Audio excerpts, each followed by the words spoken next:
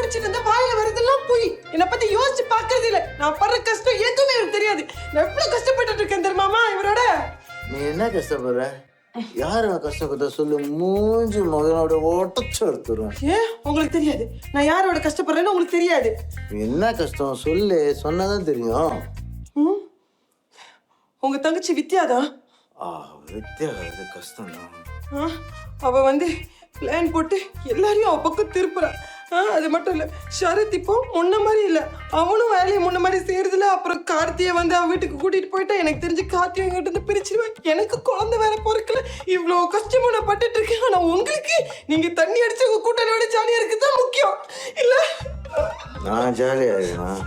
நான் எங்க ஜாலியா இருக்கேன்? இதை பாரு, நீ எந்த கஷ்டமும் படாது. உனக்கு எப்பயுமே உன் கூட நான் இருக்கேன். உன்னை விட்டு போக மாட்டேன். என்னை பற்றி வந்து தெரியும் தானே? கம்பத்தில் 1 ஹேண்டில் 4 பாத்ரூமு எல்லாம் காப்பாஷெல்லாம் கட்டினேன். இப்படிதான் சொல்லுவீங்க. ஆனா தண்ணி அடிச்சுட்டு வந்து ஐயோ நான் தெரியாம தப்பு பண்ணி ஒரு குடிகாரர் கல்யாணம் கட்டிக்கிட்டேம்மா. பாருமா நான் படுற கஷ்டத்தை எனக்கு தான்மா தெரியும்.